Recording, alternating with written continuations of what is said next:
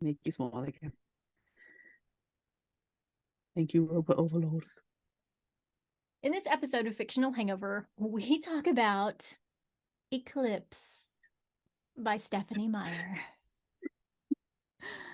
Oh, Eclipse. Oh, God. Hey, everybody. Welcome to Fictional Hangover, a podcast about young adult and new adult books, series, authors, and voice actors that is full of spoilers. I'm Amanda. And I'm Claire. And today we're going to discuss Eclipse by Stephenie Meyer. Standard disclaimer. If you haven't read this book or watched the movie, please remember that Fictional Hangover is all about spoilers. If you haven't read, listened, or watched and don't want to be spoiled, stop listening to us and go read or listen to the book or watch the movie, then come back. If you haven't done this but want to pretend that you have, or if you don't care about spoilers, or if you just like the show so much that you don't care about any of that, then listen up. I watched the movie yesterday. That's my background info. I haven't watched the movie. I mean, I've watched the movie 100,000 billion times, but I haven't watched it in the past month. Yeah, I watched it last night. I forced the husband to watch it as well. Oh, forced. But it was me who was swearing at the TV more than him. Yeah.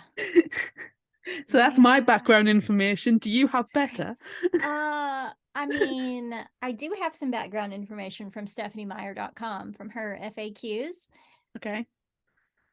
She's asked, what's the deal with Bella?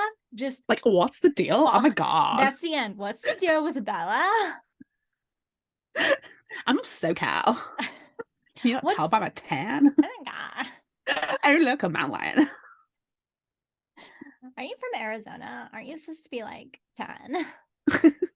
Maybe that's why they kicked me out. Excuse me. What's the deal with Bella just falling in love with Jacob in the 11th hour of Eclipse? Don't you believe in true love anymore? What happened to blacken your soul, woman? Fair question, well presented. Yes, like I really appreciated the way the question was asked. So sounds like something we would ask to be I know. So her answer to the question is, first of all, let me say I do believe in true love, but I also deeply believe in the complexity, variety, and downright insanity of love. A lucky person loves hundreds of people in their lives, all in different ways. Family love, friendship love, romantic love, all in so many shades and depths. I don't think you lose your ability or right to have true love by loving more than one person. So then she goes on and says a bunch of other things, but I just liked that part about different types of love because we need to learn that. Jacob Black. We need to learn that, Jacob. I'm reading the rest.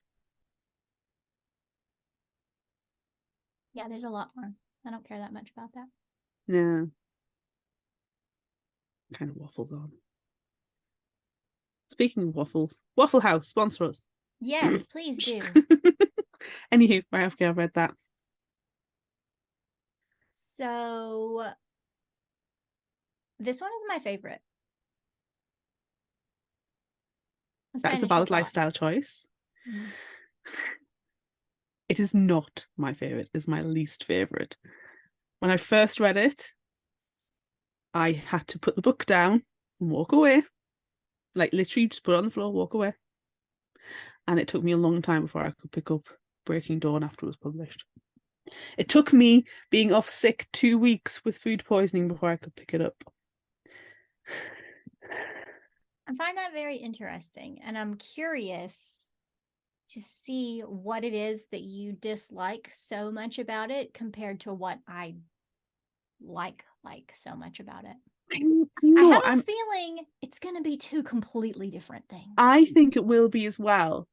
I think that we can delve into this let's pin this section for the start of the discussion because I think that'll probably be quite interesting. Yes. But yeah. All right. Bella Swan is still grounded from disappearing for 3 days to stop her vampire boyfriend, Edward Cullen, from exposing himself in Italy and being destroyed by the Volturi, the ruling family of vampires. While Smoking Hot Billy Burke / Charlie doesn't know about the public exposure, he does know that his daughter disappeared and that she recklessly drove motorcycles and cliff jumped, and now she's grounded. He's decided that he's going to unground her because, in his own words, she's amazingly non-whiny. But he wants her to spend time with friends other than Edward, particularly Jacob Black. But Jacob is a werewolf and he hates Edward, and Edward hates Jacob just the same. Edward refuses to let Bella spend time with Jacob on account of him being a werewolf, but Bella is insistent. Would you say she's non-whiny about it? No!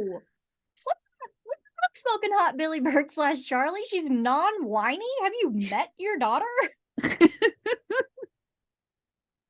Well, other than squabbling about being grounded and spending time with friends, Bella also has to decide where to go to college because graduation is coming soon. She receives an acceptance letter to the University of Alaska, and would you know it, Edward did too! Shocked face. Bella is obviously using Alaska as an excuse because she has no plans of going to college at all, and instead is planning for her imminent transformation into a vampire, which will happen after she graduates. Carlisle has agreed to turn her, and Edward has too, but in order for Edward to do it, they have to get married. Dum, dum, dum. Wait.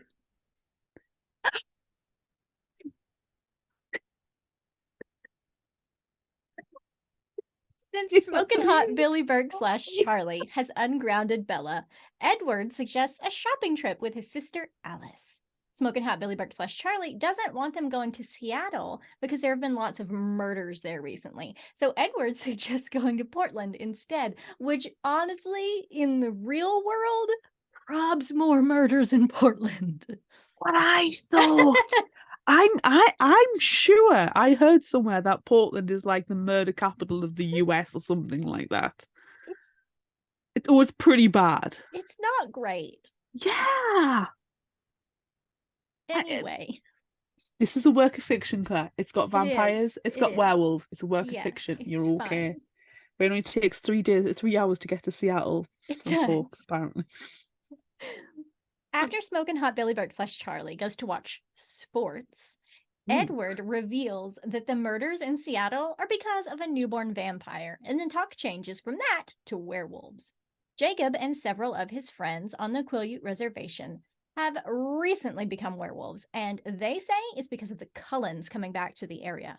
Edward thinks that Carlisle, his father for all intents and purposes, will find this interesting.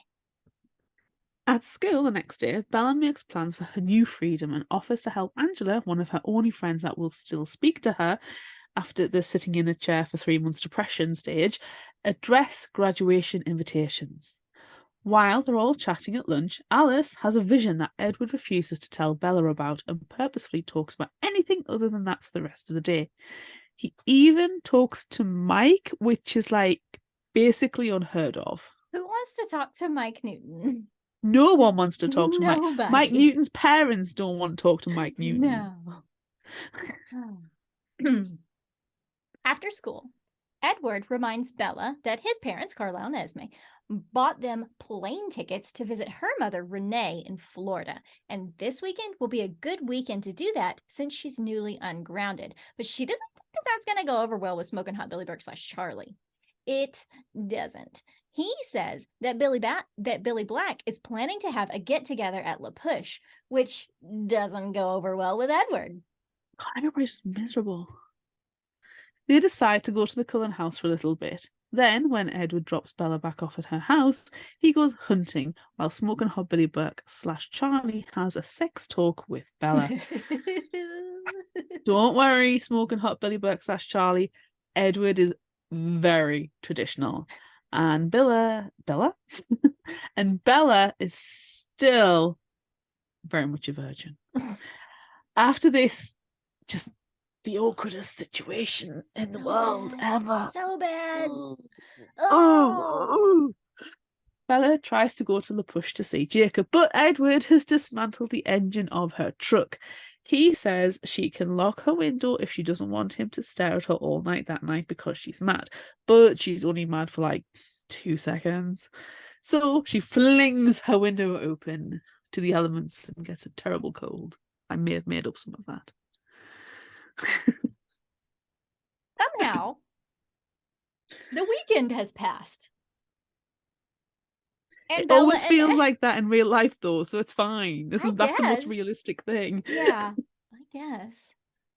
Bella and Edward are flying back to Washington from Florida, even though we all thought that wasn't going to happen.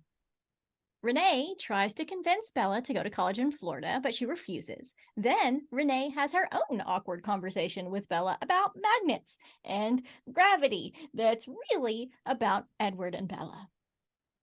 Bella distracts Renee from this conversation by dangling something shiny in front of her face.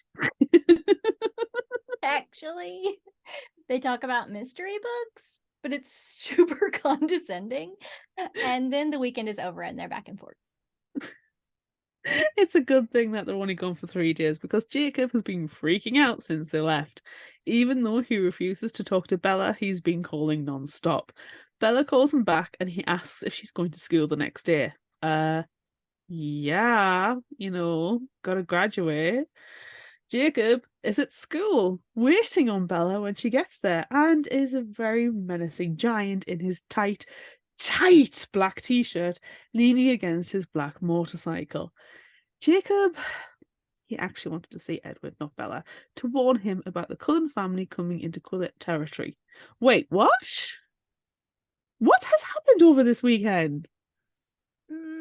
Apparently, Victoria, evil red-headed vampire with a nonsensical vengeance against Edward, was back in the area over the weekend, which is why Alice had a vision and why Edward took Bella to Florida. The Cullens and the werewolves tried to get her, but she evaded everyone again, and Edward's brother Emmett might have crossed the boundary and gotten into a fight with werewolf Paul. Bella gets mad about not knowing that Victoria was back around, but then the principal comes by and breaks up the potential fight between Edward and Jacob that all the other students were making bets over. In class, after having found out that Victoria is back, Bella freaks out and scribbles notes to Edward about how they should just change her because it's clearly too dangerous for her to still be human. But he's like, nah, one vampire is nothing. We can take her. Really? Later, Edward goes hunting and Bella's supposed to go to work at Mike Newton's store, but they don't need her. So she decides she's going to sneak away to visit Jacob. Even though he's happy to see her, he's also mad because she just forgave Edward for abandoning her and allowing her to sit in a chair for 3-month depression.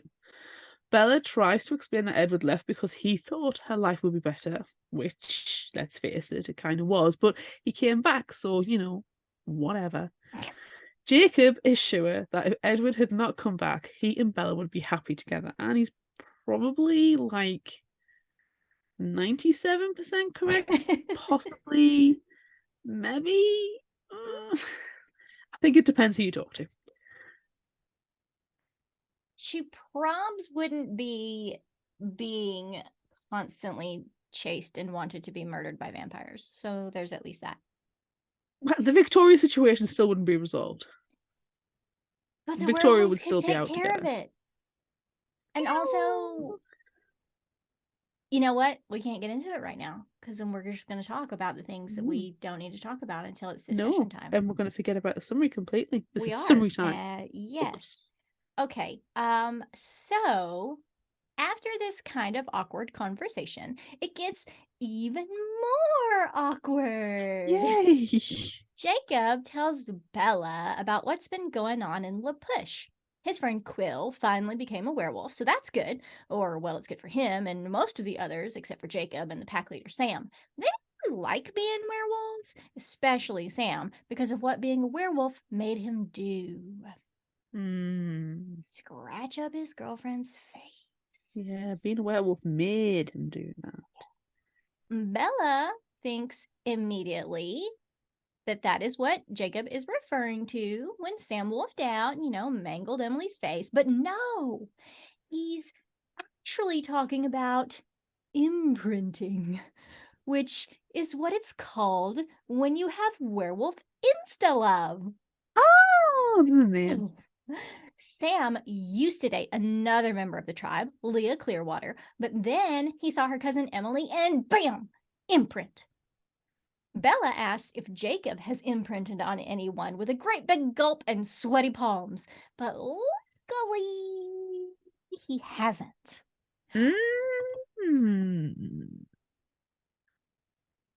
When Bella leaves La Push, headed for Angela's house to help her with her graduation invitations, as soon as she's out of the reservation and across the vampire/werewolf border, Edward drives up behind her. He, stalkily follows her to Angela's, and Bella seems literally terrified of how upset he will be that she went to see Jacob. When she gets to Angela's house, Edward drives on. Bella and Angela have a nice human afternoon talking about college and jealous boyfriends, and Bella seems to begin to regret her decision to become a vampire right after graduation. When she gets back home later, of course, Edward is already in her room and is seething and full of wrath. He tells Bella that she almost made him break the treaty to rescue her from the wolves. Bella gets mad and declares that she is Switzerland and that vampires and werewolves don't matter to her. I am Switzerland. Since Bella disappeared to La Push and Edward was a creep about it, he didn't go hunting as was his plan, so he has to go again. Bella, of course, decides to sneak around and go to La Push again, but Edward bribes Alice with a Porsche, like the one she stole in Italy, to babysit/kidnap/hold Bella hostage whenever he has to go away. It's very extreme, and Bella hates it. The Cullens claim it is to keep her safe, but she doesn't think that a vampire slumber party is any less safe than hanging out with a pack of teenage werewolves. We question her opposition to a vampire slumber party. We do vehemently. As Bella is sulking on the couch in Edward's room that has been remodeled to hold a king-size bed just for her, Rosalie comes in and asks to tell Bella her human story in hopes of convincing her that her desire to become a vampire is the wrong decision. Rosalie explains that she was the most beautiful woman and she was courted by the wealthiest and most eligible bachelor. But even more than being the prettiest, richest young woman in town, which, yes, she would definitely wanted, she also wanted to have babies like her poor best friend. As she walked home from her poor best friend's house, her fiancé, Royce, and his sleazy, drunken pals raped her and left her for dead. Carlisle came across her almost lifeless body, decided to turn her in hopes that she would make a good companion for Edward. Yeah, that didn't work out. But she did don a wedding dress and slaughter all of the men who raped her, saving Royce for last, because it would be more fun that way.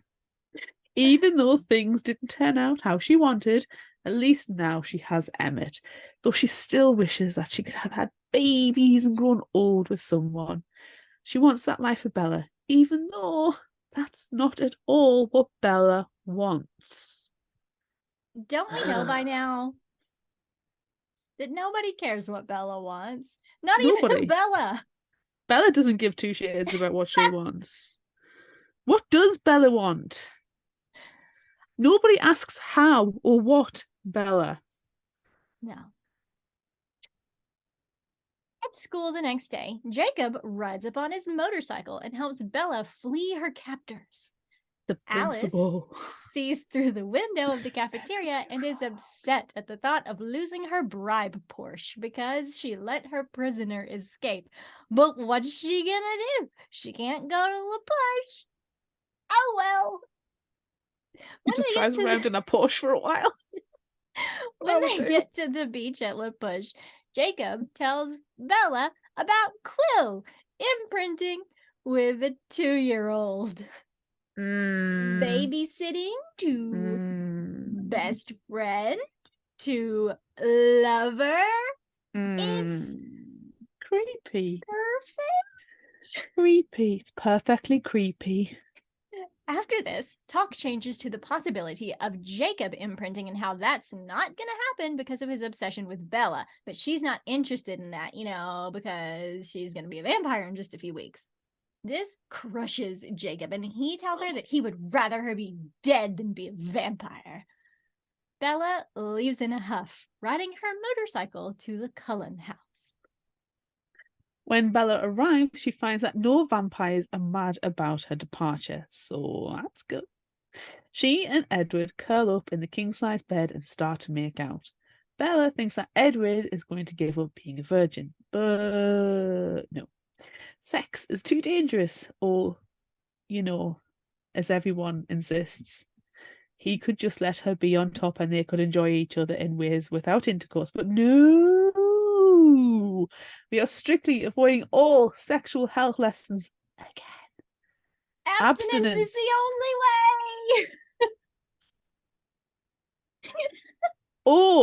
Or, as my husband kept saying yesterday whilst we were watching the movie, bloody Mormons. And Accurate. Accurate. Even though Edward and Bella remain virgins, Edward, it just seems so stupid. Sorry. If you want to remain a virgin, you remain a virgin. It's your choice. But these two obviously do not. And Edward decides to let go one of the other things he's been keeping Bella from. He allows her to spend time with Jacob, but now she kind of doesn't want to because Jacob said he'd rather her be dead than be what she wants to be. Wow, he's such a supportive friend. When Bella goes home from the vampire slumber party, Smoking Hot Billy Burke / Charlie tells her that Jacob called to apologize.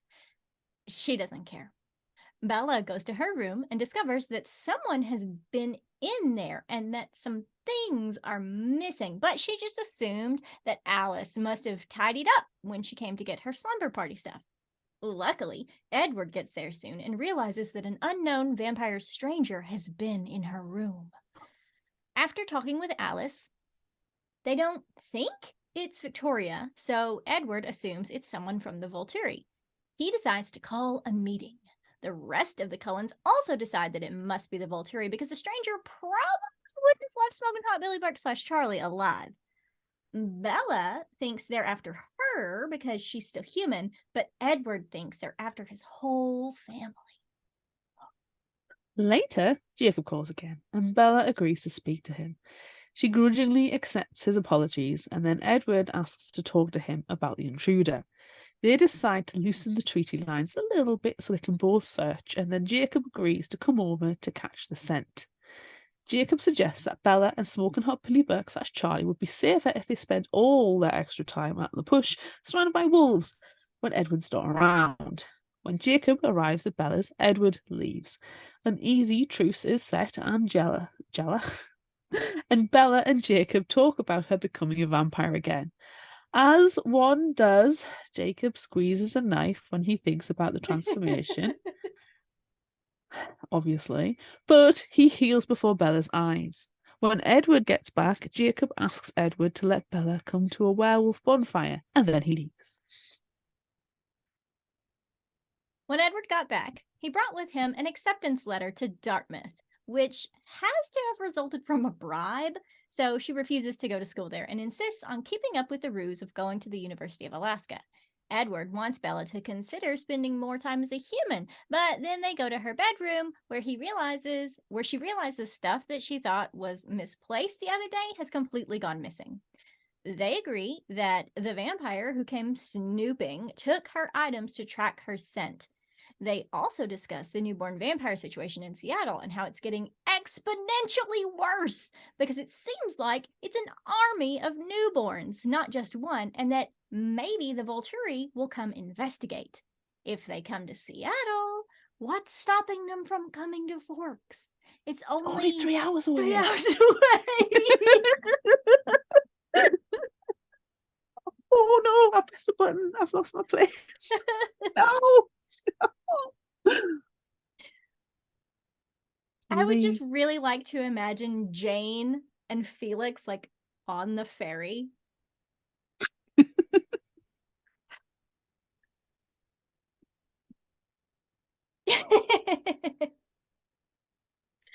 Hmm. Bella suggests the werewolf bonfire and Edward. Bella suggests Bella suggests the werewolf bonfire and Edward agrees to let her attend as long as he can drive her to the treaty line. He breathes on Bella's hair before letting her go, which, grosses Jacob out, but he finds it hilarious. All the werewolves are at the werewolf bonfire, plus Sue Clearwater and her teenage children. Lee. Is it Lee or Leah? Leah. Leah. Neither. All the werewolves are at the werewolf bonfire, plus Sue Clearwater and her teenage children. Leah. I did it again. Leah. Leah? Say it again? Leah. Leah. Leah. I knew somebody whose name was spelt the same, but it was just Lee. All the werewolves are at the vampire.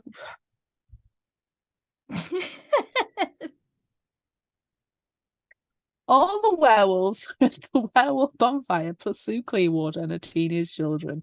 Leah, who is Sam's former love before the imprint, and Seth, who is a little bit younger than everyone else. Sue took her husband Harry's place as tribe elder after he died from a heart attack in New Moon. After they eat approximately 1,000 hot dogs, Billy Black begins to tell the story of the tribe's history. It will be the first time several of the wolves will hear it and know that it's actually true. The Quileute tribe were not always werewolves, but instead they were spirit warriors. They had the ability to leave their bodies and battle intruders using the elements and some animals to attack their foes. The chief, Takaaki, led the spirit warriors well, but one day a power-hungry warrior, Utlapa, stole Takaaki's body when he was out in his spirit form. Then he killed his former body with Takaaki's hands.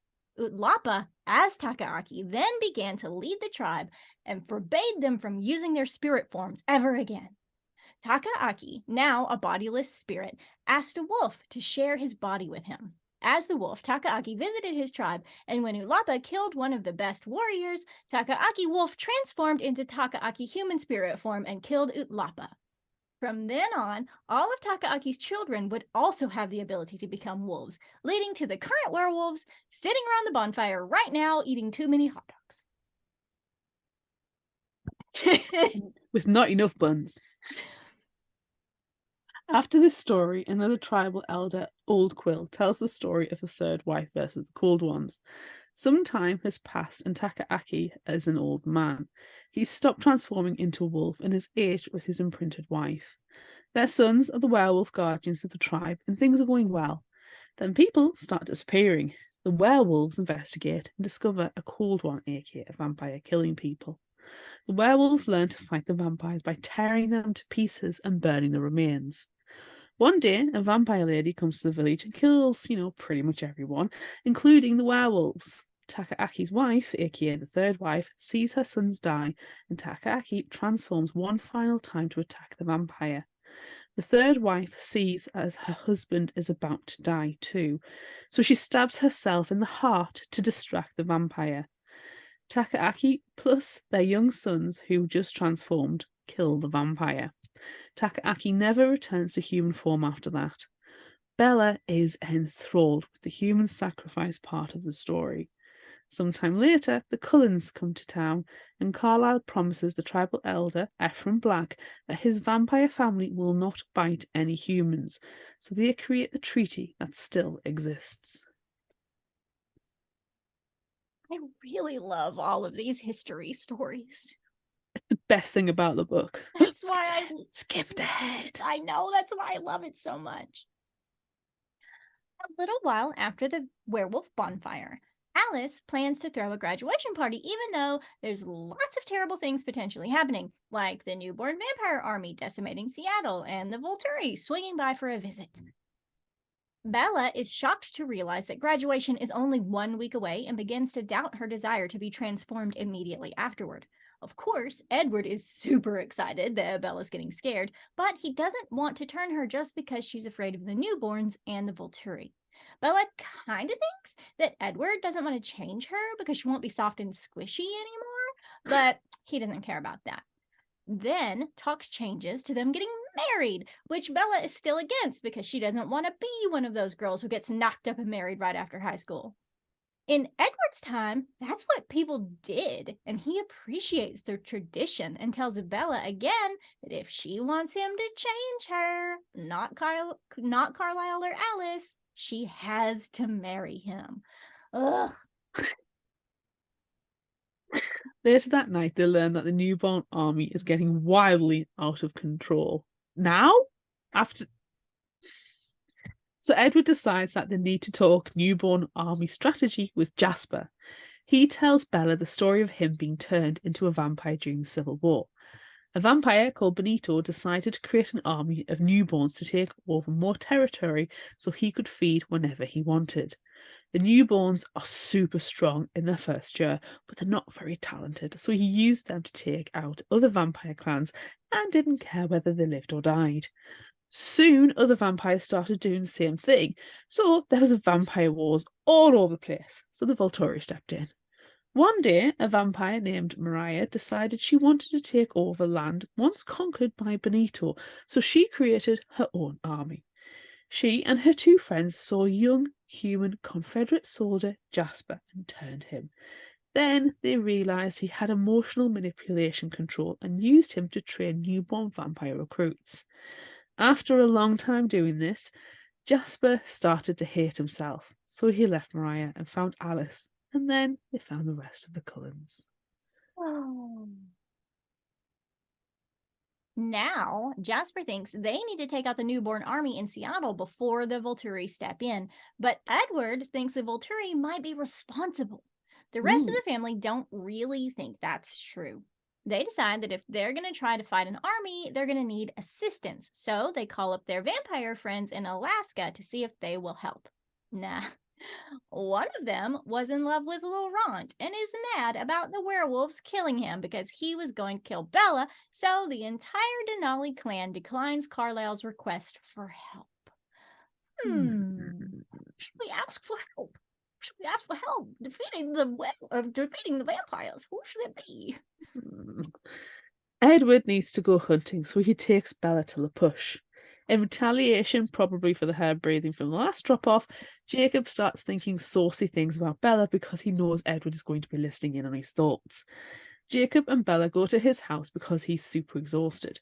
It turns out the rest of the werewolves don't care to keep Bella as suffocatingly safe as Jacob does, so he's been watching her house every night, in addition to trying to hunt the vampire that came to her room.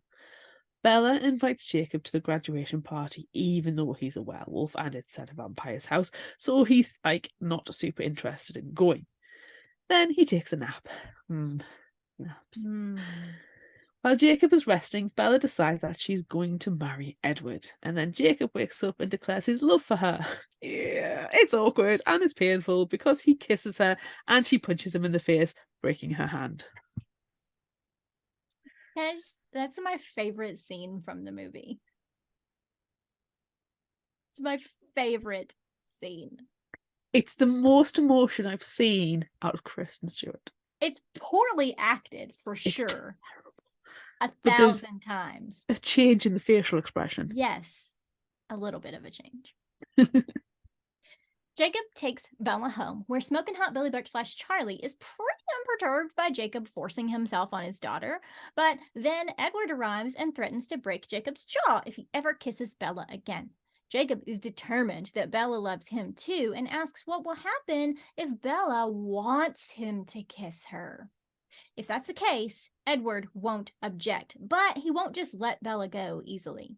Edward then takes Bella to see Carlisle so he can fix her hand. Jasper and Emmett are delighted that Bella punched Jacob and decide to place bets on how many people she'll kill when she's a newborn vampire. Bella worries that she's going to become a bloodthirsty monster who doesn't want to do anything but eat people, which makes her think that she might not want to give up being a human just yet. She's got some things she wants to do before becoming a monster. She's got some Edward she wants to do before becoming a monster. Endless. Oh. Soon enough, it's time for graduation. Since the vampire intruder stole some of Bella's clothes, Alice gives her an outfit to wear to the ceremony. Now, are you sure Alice did not steal all potential graduation appropriate outfits so she could then provide something for her to wear? She probably did. I feel like Alice is always trying to give Bella clothes because Bella keeps insisting on wearing that one fucking khaki skirt with everything every day with every outfit. It's that one fucking long khaki skirt. And Alice is like, no, stop it. I mean, that long fucking khaki skirt is all Alice has done is put it in the wash. It's sitting in the washing machine because dang, it needs a wash. It does. Wash that goddamn skirt, Bella. Ugh. Anyhow, for some reason, Bella decides that the intruder is part of the newborn army and they are after her and were created to kill her, not the Cullen family. Alice agrees, but they decide not to tell Edward until after graduation and the party. To keep Edward from reading her mind, Alice translates the battle hymn of the Republic to Arabic and then Korean sign language, which is freaking delightful. Hilarious. The ceremony goes well, but Bella decides to tell Edward before the party about her thoughts. He almost goes bonkers in the graduation auditorium, but manages not to flip out. He does immediately leave though, but that's fine because Smoking Hot Billy Burke / Charlie has plans to take Bella out to dinner to celebrate before the party at the Cullens. Before he drops Bella off at the party, he tells her that he's proud of her and is sorry that he's not been the best dad. Aww, sure you have Smoking Hot Billy Burke / Charlie. There's a few hiccups that I will point out, but sure you have. The party at the Cullens house is insane. Alice has, of course, gone all out with the decorations, and nearly everyone from school is there. Bella's not into parties, and she just wants to end, especially when she finds out that no other vampire clans are going to help them fight the newborns. Soon enough, Jacob and his werewolf buddies, Quill and Embry, arrive at the party. Bella was sure Jacob wasn't going to come because, she punched him in the face last time she saw him, but here he is. He gives her a tiny carved wolf bracelet as a graduation gift and apologizes. She forgives him, but then her attention turns to Alice, who's just had a vision. They go to investigate. Alice reveals that she saw the newborn army coming to Forks for Bella, which is bad for everyone. Well, almost everyone. Jacob and his werewolf buddies are excited that they'll have a chance to kill some vampires, so they agree to team up. Jasper sets up a meeting after the party to teach his family and the werewolves about fighting the newborns. Everyone is excited about the team up because they're pretty sure they're not going to have any trouble at all taking out the army. But Bella's worried about everyone's safety. She then remembers that Victoria wants to kill her too, and then she realises that she's probably the one pulling all the strings. Edward doesn't think so, though. Rage. You know when 2 + 2 = 4 and not 3,000,000,008? Yeah, Victoria plus newborn army equals coming after Bella. But remember what we said at the beginning, no one ever listens to Bella. No one cares what Bella thinks, not even Bella. She could have gotten into Dartmouth without a bribe, I'm sure. Listen, if Jessica can be valedictorian in the movie... I was about to say she's not, though. It was Eric. In the movie, if Jessica can be valedictorian, Bella can get into Dartmouth. If Eric can be valedictorian in the book, Bella can get into Dartmouth. Carry on. The strategy meeting goes pretty well, and the Cullens are surprised that there are 10 werewolves in attendance. They refuse to turn into their human forms, but Edward translates for them, and they all watch the vampires fight each other and learn tactics. Afterward, the werewolves sniff all the Cullens, and then Jacob transforms so he and Edward can discuss where they're going to hide Bella to keep her safe away from the fray. They decide that she's going to create a false trail to lead the newborns to the Cullens and the werewolves, who will be waiting to ambush them in the meadow where Edward wore his sleeveless white unbuttoned button-down shirt. Jacob will hot. then carry her elsewhere, concealing her human scent with his dog smell. It sounds like a great plan. Though Jasper suggests it would be super distracting to the newborns if Bella was there, just in the middle of it, standing there, bleeding human blood. In her khaki skirt. In her khaki skirt. It'll be really stinky like a khaki skirt as well. What's going to be more stinky, her khaki skirt or blood? Oh, or Jacob's dog smell. Yeah, Edward and Jacob shoot this idea down immediately. The next day, Bella tells Edward she wants to help in the battle and that she likes Jasper's idea of having her there as a distraction. Edward assures her they don't need her help because it's going to be a super easy fight. Well, she suggests, if it's going to be so super easy, then he should just stay out of the fight with her. Ha. She tells him that if he doesn't, she'll convince Seth, tiny baby werewolf, who has been assigned Bella guarding duties during the battle, to let her leave. But Seth wouldn't do that. If Jacob commands him to stay, he has to listen because Jacob is second in command of the tribe. Wait, what? Edward agrees to stay with her during the fight, but doesn't say anything about Jacob. To keep Smokin' Hot Billyberg / Charlie safe during the battle, they tell him that the Cullens minus Alice are going camping and that Alice wants Bella to keep her company, so he should hang out in La Push with Billy Black while Bella is away. Instead of this, all the Cullens minus Edward go hunting and get ready for war, and he and Bella stay behind in his king-size bed. Edward gives Bella a family heirloom to add to her tiny wolf bracelet, a crystal heart, aka a huge fucking diamond, and then she tries to have sex with him. He turns her down again, swearing that they'll do it all the time when she's less breakable. She's not into that, though, because she's sure all she's going to want to do is eat everyone, and she won't even be thinking about banging Edward anymore. He finally relents and says that they'll try to have sex at least once before he turns her into a vampire. But remember, in order for him to turn her, they have to be married. Though she wants to do him now, she finally agrees. Edward gets down on one knee and properly proposes, giving Bella his mother's ring. They plan, currently, right this moment, to elope in Vegas. The next day is the battle, and Alice warns Bella and Edward that she's seen that it's going to be snowing where they're going to be hiding in the mountains, so they need to take coats and stuff with them. She's also seen that Edward and Bella are going to elope, so, she guilt trips Bella into letting her plan the wedding instead. Fine, Alice, whatever. Well, I did like the idea of her wearing sweats to a Las Vegas drive-through wedding.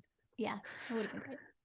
Jacob arrives soon to dog smell Bella to the tent in the snowy mountains, and we're all very thankful he doesn't just pee on her. They talk along the way about the kiss, but Bella hasn't even thought about it. Wah, wah. Jacob thinks Bella likes him better when he's a wolf because she doesn't have to pretend that she doesn't love him when he's like that. But no, she assures him that she likes him better in wolf form because he can't talk. And I agree. Bella then tells Jacob that she convinced Edward to stay with her during the fight, which leads to her asking him about being second in command. He explains that he should actually be chief of the tribe and head werewolf because, if you remember, he's actually double werewolf, and he's also the son of former werewolf chief Ephraim Black. He didn't want to be the chief, though, because he doesn't like being a wolf very much, and Sam's already been leading everyone so well. So, shrug. Yeah. Pass. It's great for your CV, though, Jacob. Jeez, think about your future. They make it to the tent and Jacob decides to stay with them overnight and switches places with Seth in the morning. It's a good thing he decided to stay because a huge snowstorm blows in and Edward was not as prepared for the cold weather as he should have been. Edward and Jacob think they should leave because frail Bella can't handle the cold, but she declines, saying that they will have wasted all their dog smell and fake trails. As the night gets colder and colder, Jacob convinces Edward that he should snuggle up with Bella to keep her alive. Nice and toasty. Bella can finally go to sleep. While Bella is drifting off, Edward asks Jacob to keep his sexy Bella thoughts to himself, and Jacob agrees if they can have a conversation. Edward admits that he's just being nice to Jacob for Bella's sake because if he forces her to choose between the two of them, she'll get mad and pick Jacob. Then he tells Jacob that he wants Bella to stay human and that really Jacob is better for her than he is, but he'll always be there watching if that happens. And we know how good he is at standing in bedroom corners staring at people. He also says if they weren't enemies, they might be friends. Nah. Nah, dog. Nah, dog. Nah, dog. Nah, dog. The next morning, Bella and Edward chat about their top 10 moments together while Jacob leaves to join the fight. Edward mentions one of his favourites was when Bella agreed to marry him, and Wolf Jacob, using his wolf hearing, overhears and howls in anguish. Damn it. Bella realises that Edward knew Jacob was listening, so she gets pissed. Edward offers to go get Jacob and bring him back so Bella can apologise and explain.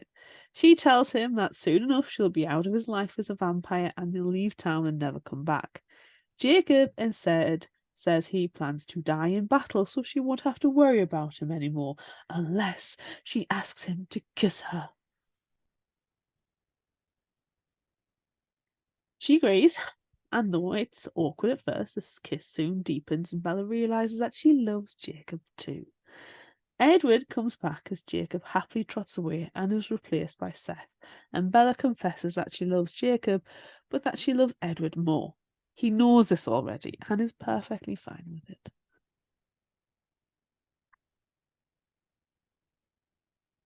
The battle soon begins, and Edward uses Seth's connection with the pack to narrate what happens.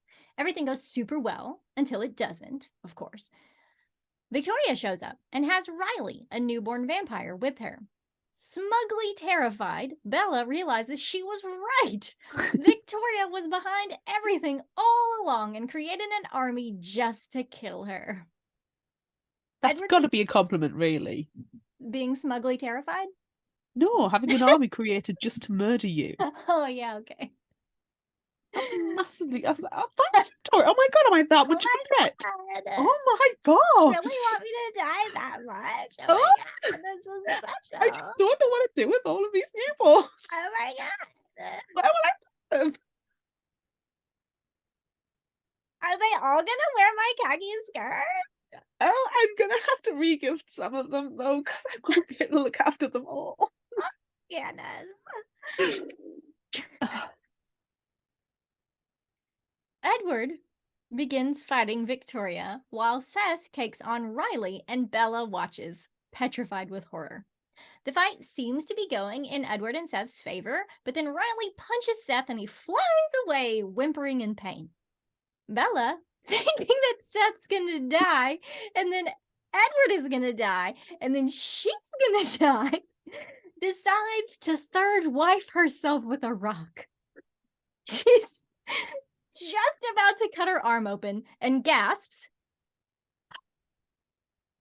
which distracts Victoria and Riley long enough for their fight to be over. Seth bites Riley into tiny pieces, and Victoria plans to run, but Edward catches her and swiftly removes her head. They set the corpses on fire and leave to meet up with everyone else. The newborn army is defeated, but there is more trouble looming. The Volturi are on their way. Bella also learns that while everyone she loves is alive, Jacob got hurt badly trying to rescue Leah. Jacob got hurt badly trying to rescue Leah, I said it again. I'm going to Just go keep with going. it. You said it that way the first time too. Just keep going. Jacob got hurt badly trying to rescue Leia, who was getting squeezed by a vampire. That's not good, but we can't worry about that now because the Volturi will be arriving any minute. Alice counts down to her arrival. While they wait, Bella realizes that there is an extra vampire in the meadow. Where did you come from? Who are you? A young newborn called Bree surrendered to Carlisle, so they plan to help her transition into their vegetarian ways. All Bree wants to do right now is eat Bella, which makes Bella worry that that's what she's going to be like when she's turned. No time to worry, though, because Jane and Felix of the Volturi have just arrived.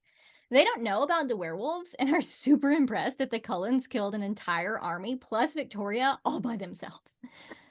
Jane is surprised to see that Bella is there and still human, so she reminds them of their promise. Then she tries to do a little bit of torturing with her mind just for funsies, but it still doesn't work. Before Jane and Felix leave, they kill Bree. Wah, Wah, wah. wah. What a short second life of Brie, Tanya. Oh, indeed. Perhaps we shall read about it. Bella desperately wants to see Jacob, but she still has to keep up the pretense of staying with Alice for the weekend. So, she's also still free. Sorry. Bella desperately wants to see Jacob, but she still has to keep up the pretense of staying with Alice for the weekend. She's also still freaked out by seeing Bree and thinking that all she's going to want to do forever is kill people. But Alice thinks the transition might be different for Bella because she's choosing to become a vampire. I think she's seen something.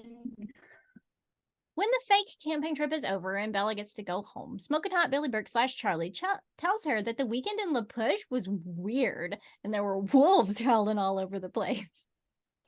Then he tells her that he saw Carlisle and Edward visiting with Jacob, who had a bad motorcycle accident. This changes his opinion of Edward just a little bit.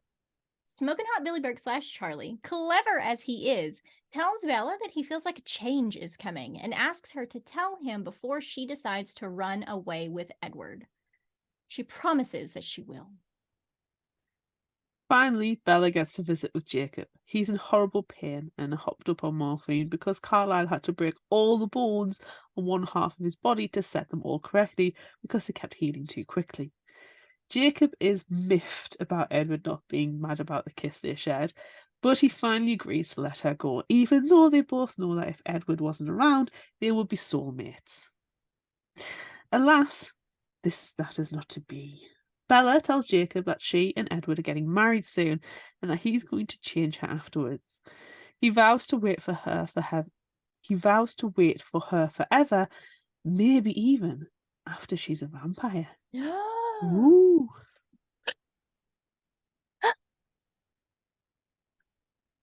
Later, back in the sleeveless. No. Oh no. Damn it, I was hoping I got to read that paragraph, but I don't. Damn it. Bella spends that night sobbing in Edward's arms. He's a little worried that she's made a terrible decision, but she assures him she's made the correct choice for her. After crying literally all night long, the next day, she's perfectly fine. They go see Alice, who shows Bella her wedding dress that she's already designed for her. When? How? What?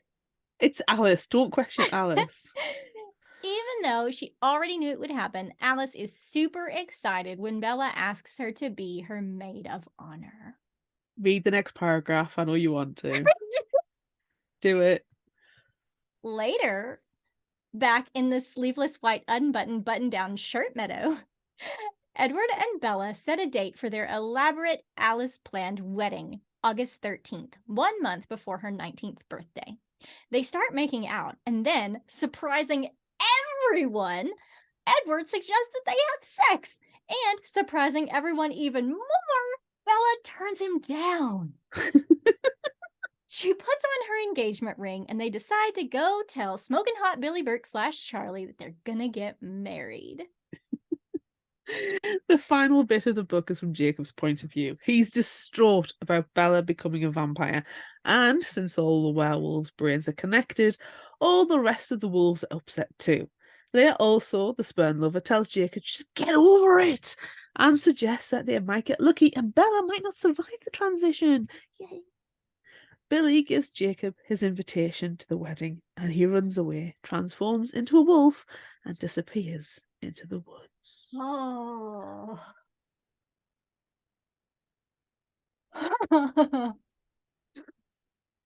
And we got to take a break because I have to tell you my most favorite things about this summary and about this book. But we got to take a break first. So everyone go and listen to this promo from another podcast and then come back immediately because I have things that I have to say. There are words that need to come out of our mouths that will be nonsensical, but at the same time appropriate. I can't believe I missed a smoking hot Billy Burke / Charlie. Shocking. I know. I hand typed Shocking. every single one of those in. It wasn't an autocorrect this time. Okay. Are we back? We are back.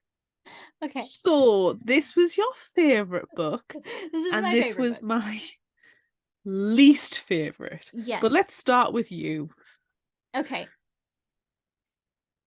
So firstly, I just have to say that I really love that I was once again able to shoehorn in the sleeveless white unbuttoned button-down shirt Meadow. Not once, but twice. We love a throwback. I love it.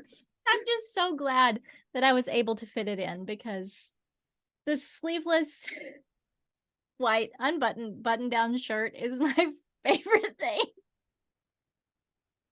of the entire book series.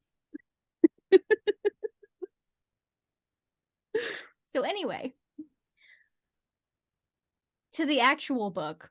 This one is my favorite because of the histories, not because of any of the fucking shit with Jacob and Edward. I don't care at all. But I love the history stories. That's why I love Half-Blood Prince so much from the Harry Potter series, because there's a lot of history and a lot of backstory and a lot of stuff that you don't know and that you never would have any reason to know. Like it's not part of the actual story, but it kind of is.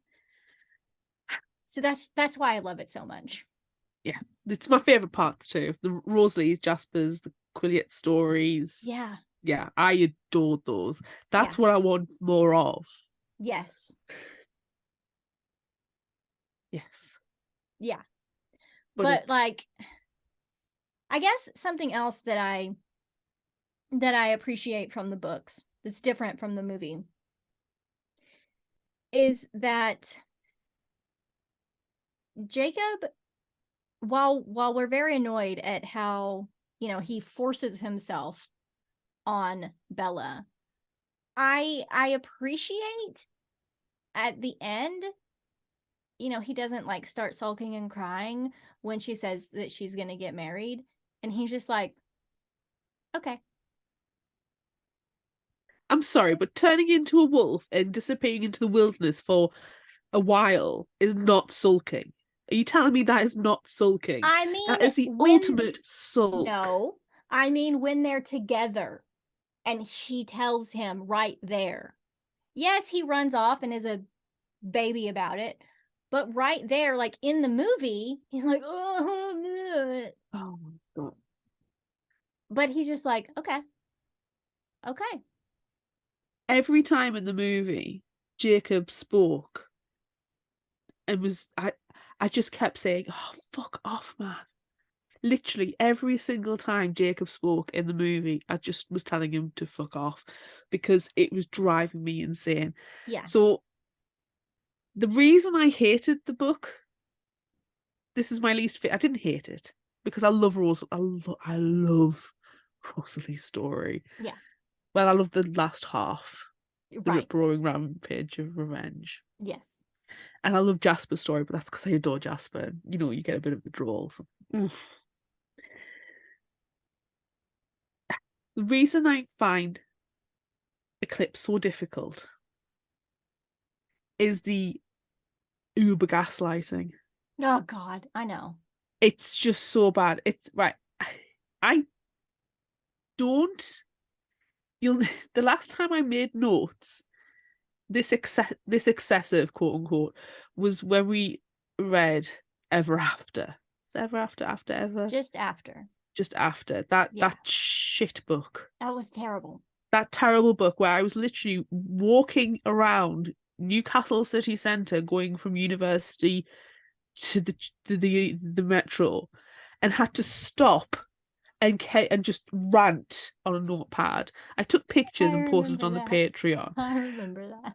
When I was actually listening to this while I was working the other day, and I was working from home and I had the house to myself, so I had the audio book blaring loud, but I did have a document open, so every now and again I was going "Rah!" and raging on a document just to get it out. I deleted most of it because I tried to make some coherent sentences, Sure. but I literally went through the book and got the snippets out of each of the quotes that really just drove me insane. No, share some. You want some? I do. This is because this is why I don't like Jacob so much. This book emphasizes why I do not like him so much. And I understand what you're saying at the end of the book when Bella turns around and says, "No, I'm getting married to Edward." He's like, "Right, okay," walks off and then goes and out has his own private sulk. But throughout the book, he is forcing himself, maybe not physically all the time, but he's forcing himself. And to me, he's the kind of guy who would find out, be friends with a girl, text her, trying to hook up with her, and she's like, "No, we're just friends. I don't love you like that. We are just friends. I'll hang, but it's not a date." And by the end of the conversation, he's calling her a fucking whore and a bitch. Oh, and yeah, it's I'm just sure. Oh, I'm sure. that is what Jacob is like for me. Yeah. So he insults her, and the way it's done is not nice. He's like talking about the senses. Your senses are too dull. And the next line is, "I let that pass." So she Yeah. knows she's been insulted. Yeah. "How could anyone not be aware of your physicality, Jacob?" I demanded. "You're an enormous monster who refuses to respect anyone else's personal space." His voice turned acidic. "Are you sure you want me to come back, or do you really want me to die?" Anger I rocked through me. hated that. I hated that part. And I appreciated, even though Edward was pretty much doing the exact same thing, I appreciated that after Bella kisses Jacob and then she tells Edward, and he's like, "Yeah, whatever." But he just said that so you would kiss him, right? Like, he wasn't She's actually being just manipulated. gonna go and sacrifice himself in front of everyone. And she's like, "Oh, really?" Yeah. She doesn't realize she's being manipulated. He's manipulated her. Oh, yeah, but Edward was doing it all the time too. It's constant. Well, yeah. He was too strong to recognize that my hands trying to yank his hair out by the roots meant to cause him pain. Instead of anger, he imagined passion. Yeah, He it's thought gross. I was finally responding to him. Nope, gross. Disgusting. Hate it. Absolutely disgusting. Hate it. Here you go. He isn't manipulating me. Yes, he is. When are you going to wake up and realize that he's not as perfect as you think he is? At least he didn't threaten to kill himself to make me kiss him, I snapped. As soon as the words were out of my mouth, I flushed with chagrin. Yep.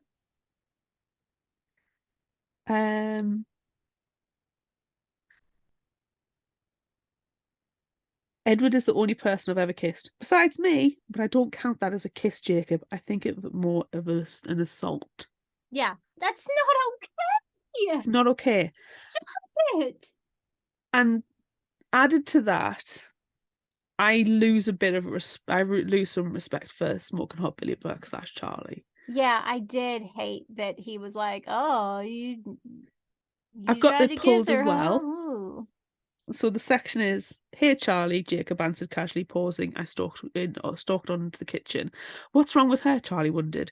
"She thinks she broke her hand," I heard Jacob tell him. I went to the freezer and pulled out a tray of ice cubes. "How did she do that?" asked my father. I thought Charlie ought to sound a bit less amused and a bit more concerned. Jacob laughed. "She hit me." Charlie laughed too, and I scowled while I beat the tray against the edge of the sink. The ice scattered inside the basin, and I grabbed a handful with my good hand and wrapped the cubes in the dishcloth on the counter. "Why did she hit you?" "Because I kissed her," Jacob said, unashamed. "Good for you, kid," Charlie congratulated him. Yeah. I felt at times physically sick at what I was hearing because it was my least favourite of the books. It's the one I've only ever probably read once, Yeah. maybe twice. So I don't remember the specifics. And I was listening to this and I was feeling physically sick at the way that Jacob treats Bella with so little respect. Yeah.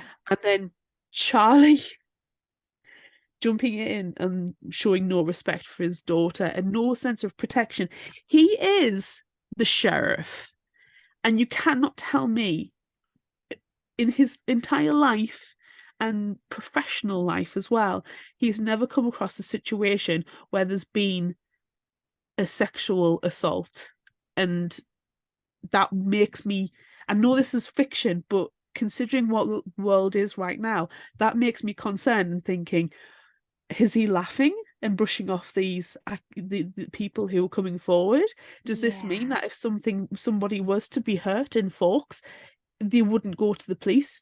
You know, someone who so far in the series we've respected, it genuinely worries me. And it's because, yes, it is a work of fiction, but you've got to apply some of this, vampires and werewolves to one side, to the fact that this is happening in the world. And it's terrifying. And I honestly, and then when you think about it in relation to Rosalie's story, where she was gang raped, almost left for dead, and you think back when this happened to Rosalie, there was no recourse. She would have got, if she'd gone to the police, nothing would have happened Nothing at at all all. would have happened. But You're in right. modern society, they should have thrown the book at him, Yeah. And it just really worried me. And I just thought, I got really concerned. And this Eclipse for me is very much a book of two halves where I have these wonderful backstories. And the horrible, what happened to Rosalie is grotesque. Yes. But then the way she's like, I was a bit theatrical back then, because she gets dressed up in a wedding dress and then murders everybody. Mwah! Poetry Rosalie, love it. And Jasper's story is devastating as well. It's hard because imagine how many years he was forced with air quotes, or participated in training these newborns who recruited, and again in air quotes, definitely conscripted, and then killed them before the end of the year if they were survived to that point. How many vampires has Jasper killed? It's got to be hundreds. Oh, if not more than that. If not more. So, yeah, I found this an interesting re-listen. And as it stands, because of this vomit-inducing gaslighting, it still stands as possibly my least favourite. I think I like Twilight because I can read it and it's done. It's like a one and done story. That's but why with you New should Moon Eclipse and Breaking Dawn, you've got to read them together. That's why you should like Life and Death. Yes. Because then it's over. It's over. That's done. the end. The end, exactly. Essentially, that's what should have happened. But yeah, so I had to come with receipts to this because I know there's going to be people out there going, "Oh, but Jacob, oh, Jacob." No, nah, dog. Nah, dog. Nah, And dog. yes, Edward might still be my favourite out of the two, but I'm Team Alice and Team Jasper all the way. And he is he's guilty of not listening to Bella, of belittling her, especially her, insight. Hello, they're after me. It's Victoria was the newborn. Can you not see the map? But at the same time, Edward does turn around and say, well, if she wants you, I'll step away. Yes. He Yeah. seems to have more respect for Bella's physical space than what Jacob ever does. Yeah. I cannot blame the werewolf on that. While I don't necessarily appreciate how, like, what happened and what was said and all of that stuff, I do appreciate that Edward realized that he was being so overprotective and like not letting Bella out of his sight, not letting Bella go to La Push. I appreciated the fact that he was finally like, okay, no, you can go and be with your friend. But I hate the way it happened. I hate everything about it, but I'm glad that it did happen, that he finally realized, like, no, I'm being literally crazy. So she should get to go and hang out with her friend. I hated the imprisonment of Bella. And I don't know why would be with either of them, frankly. No, I find it's very odd. I think it's like my main attraction to Edward is the vampire, Yes. Yeah, of course. The end. The end. But yeah, I'm totally with you there. And it's just, I don't know, I was quite conscious because I told you before that Eclipse was my least favourite. Right. But I couldn't remember why. Well, now you know. But now I know. Yeah. And it really just upsets me that we have all this brilliant backstory and great filler for the history and background of the characters that we love. Yeah. Tied up in this mess. Yeah. It's annoying. What I did though laugh, there was a bit where Edward turns to Bella and he's like, I dismembered and burned a body. You should be repulsed by me. It's like, dude, you freaking kicked ass in a fight. That shit's hot. Yeah. Like, yeah, it is. Get the sleeveless button down open shirt on. We're about to do the nasty. Let's get to the medal, Yeah. So yeah. Yeah, that I liked that fight scene with Edward and Seth working together. And like obviously Edward can read Seth's mind, so he knows that Seth was faking being hurt just so he could trick Riley. Like, but then Bella's like, I've got a third wife myself. She just needs to sacrifice herself, doesn't she? Yes. She should have done that. And I know that she was like gonna scrape her arm with the rock or whatever, and that's what she actually does. She actually does do that in the movie, but she doesn't actually break her skin in the book, and it's her gasp that distracts everyone momentarily long enough for Edward to pull Victoria's head off. While Seth is slowly dismembering Riley in the background. I think like a chew toy. I know. I think what I really, really loved in that fight scene, Edward is fighting Victoria, and like, you're a little bit worried at some points that like, oh, Victoria's gonna get the upper hand or whatever.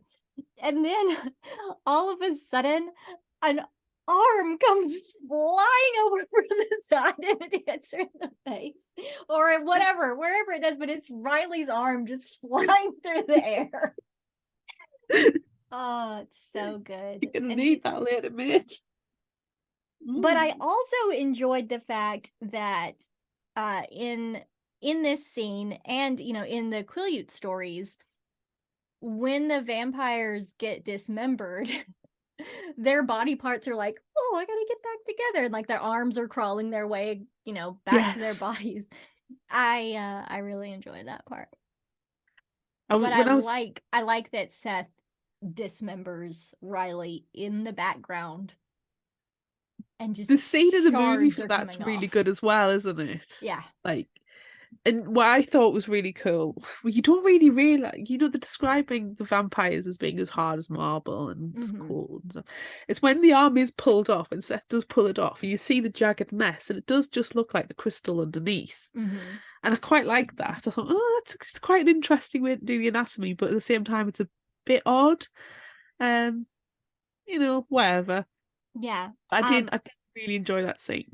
Still Yeah. don't know why it's Bryce Dallas Howard, but In the worst wig, I believe, hands down, worst wig of the series goes to Bryce Dallas Howard.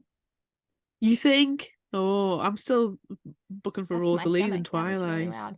No, I give it to Bryce Dallas Howard. It's the biggest, puffiest, stupidest looking wig. It looks really fake. It's huge. It doesn't move. It's like Captain Janeway on Enterprise, how her hair never moved in all of the season. Bryce Dallas Yeah, Howard. it's the worst wig. I award her Oh, Riley, worst wig of the you. series. I love you, Riley. Yeah. No, she doesn't. Think about it, mate. Nah. Nah, Hmm. dog. Nah, dog. The thing is, like, how Bella's like, oh, all I'm gonna want's blood for the first year.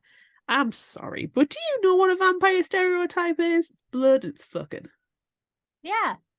You know You what? know? If all you want to do is eat people while you're fucking. Yeah. I've read that erotica.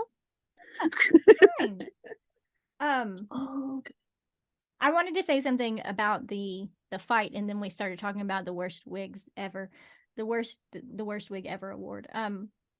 In the movie, I like the sound effects that they add whenever the vampires are being dismembered. It's like Oh, the cracking the sound. cracking, like ice breaking, just kind of squeaky sound a little bit. I really like that. Yeah, same. Really appreciate that as well. Yeah. It's very good. Yeah. It's amazing how much is missed out in the movie. Because the books, there's a lot going on in the book. Like, there's a lot of back and forth, back and forth. Yeah. And I think I probably would have liked a bit more of a training montage in the movie Yeah, with instead the of just the werewolves one and the time, because vamps. they meet and strategize several times. Yeah, I think I Yeah. would have appreciated that a lot more. Yeah. Um, I also like the fact that Billy Black lets Carlisle onto the reservation to help Jacob. Yes. Yeah. That's a Big deal. Capital big, B, capital D, yes. exclamation That is point. big deal TM. Can we talk about the werewolf creation itself? Yes, I would love to talk about that. That was one of my favorite things from the book is the Quileute stories. I know I already said the histories were my favorite, but the Quileute histories in particular that was fantastic. And you don't see that in the movie. You only see the third wifing story. Yes. You don't see that the Quileutes used to be spirit warriors, and they would leave their bodies and they could like control the winds and murder people as wind. That's so cool. And then they talk about sharing bodies after Takaaki's body gets killed by Utlapa, and then Utlapa is inside Takaaki's body, and he's like, well, fuck, I'm just a spirit now, so I guess I'm just gonna float around. And then he finally gets so like desperate to be in a body again. He's like, hey, Wolf, let's just share some space, okay? And he's like, okay. But I really I really, really like that. It makes me a little sad that he's sharing this body, and then that wolf, I mean, like, I would say that wolf essentially loses its wolfness with Takaaki's spirit inside when he transforms into spirit form. Mm. Because then when he goes back into wolf form, like, it's just him in a wolf. Where's the wolf? Where's Got the wolf bored, brain? wandered off. You know, they just meld Yeah. together, I guess. But I thought that was really cool that Takaaki's like rage at seeing his entire tribe being ruined by Ulapa manifests a human body from a wolf body. I thought it was amazing. Such a good story. Yeah, it's probably one of the points where you actually, if you listen to the audiobook, you stop and listen to it properly. Mm-hmm. Yeah, it was really, really good. But my question is, we've got this really in-depth, brilliant story, this history of how they became werewolves in the first place. But a lot of the time, and at least the impression I get in, Twilight and New Moon, is that they're talking about the well, specifically New Moon when the werewolves are properly introduced. They're talking about the werewolves are the result of the vampires or the cool ones coming to that area. Mm-hmm. But they seem to blame the Cullens more particularly. But the Cullens have been living on and off in Forks for decades. Yeah, it's their primary residence. But before Jacob and like that generation turned into werewolves, it was his grandfather. So the Cullens have been in the area for that period of time for quite some time. But they're always like, no, it's the Cullens, it's the Cullens. Or at least Jacob's always implying that it's the Cullens doing it. Yeah. And that's what stimulated, 10 werewolves to be See, what I formed. think, and that this isn't explained very well, and it's just what I've pieced together in my head to make it make sense, is that when Carlisle was there with Ephraim, and when he was there in Ephraim's time, the family was much smaller then. So there were werewolves. They mentioned that there were only before ever like 3 or 4 wolves at a time. So when they were there the first time, or not the first time, but this most recent time with Ephraim Black, it was just a few of them. And then they leave. And in my head, to make it better, they've only been back for like maybe the beginning of that school year. Because Bella in Twilight starts school in like March or something. So it's very near the end of that school year. So in my head, to make it make more sense, the Cullens have only recently returned, like the beginning of that school year. So they actually haven't been there for that long, but long enough for Sam, who is the oldest, to have transformed. But he's the oldest one. So he would, of course, transform first. So do you think Sam transformed pretty much when the Cullens returned? Or a little bit after? Because we're not really given any time scale for that. You just find out that Sam is there and he's got his mates. Yeah, so I'm pretty sure that Sam transformed first because he's a few years older than everyone else. And like Jacob and all his pals are all like 15. Yeah. When Twilight starts. But Sam is a few years older. Like I think he's mentioned like 21 or something. So he's not that old. So I think that he transformed first when the Cullens came back, and the Cullens haven't been there for very long. Maybe not the beginning of the school year. Maybe they were there, the summer before school started or something, but I can't imagine them being there for that long. No. The house is awfully modern and well lived in for them to have only just come back. This is what my thing is. It's like, okay, so you're telling me that they made this deal like in the 20s? 1910s, something like that, with Ephraim Black. And they lived there for a little bit, but then they've moved away for 70 years.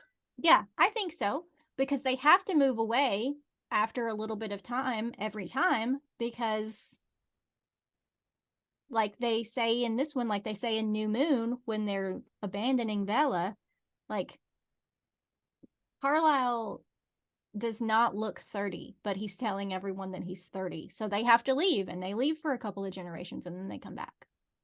Yeah. Just it's difficult to add up in my brain a little bit. I Well, agree with what you're saying. Can It I seems tell to be the you? most logical. Can I just remind you that it takes 3 hours to get to Seattle? Yeah.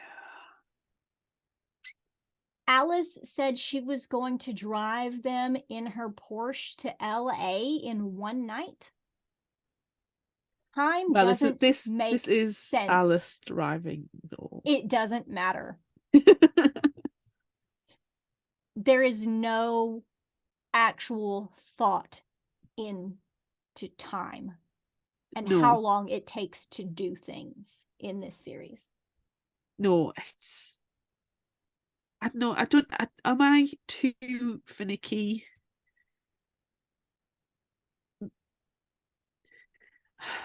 I feel You like I'm might too be. finicky You might be. because I acknowledge that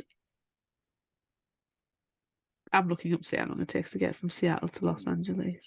Forks. You need to go from Forks. 25 hours. They're driving that in one night.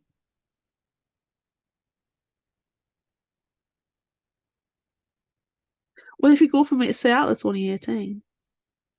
In a car via Google Maps, go from Forks, Washington to Los Angeles, 19 hours, 17 minutes, according to Google Maps.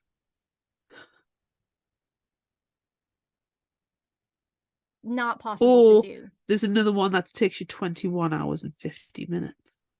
From Seattle or from Forks? Because I have it pulled up right Forks. now. 25 hours. From Forks. Forks, Washington, Los Angeles, California.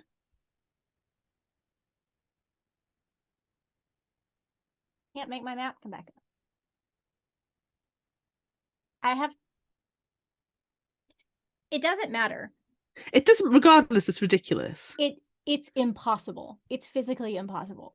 Yeah, so what I'm thinking is I'm just being a bit too finicky, but I can suspend my belief in realism, with the werewolves and the vampires and stuff.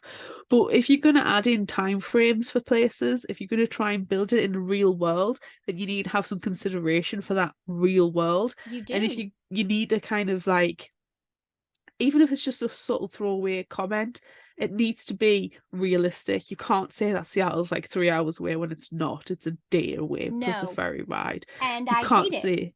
Remember how much I hated talking about this in the exactly. first one? You can't go to LA in a Porsche in a day. It's ridiculous. It's stupid. So do it right. So I think having an understanding, especially when you're changing people into werewolves against the wills based on the fact there's vampires living in the area, I think a little bit of clarity about how that whole situation works would be beneficial, because otherwise it's like the Cullens are there, so you've got Ephraim when the Cullens first get to Washington, then you've got them now. Okay, so you've got two instances. So then before that, there's at least another two instances of where the vampires have come, where the original Cold One and then the Vengeance took place. So, and even then, that's like essentially within two consecutive generations, ages ago. So between a few hundred years ago to then Ephraim Black to then Jacob Black, they're the only werewolves that have been. Do you see what I can't get my head around that history. I can't get my head around the Twilight history of it. And I don't like that. I like it to be a little bit more. I don't need exposition. I don't need to be told spoon fed.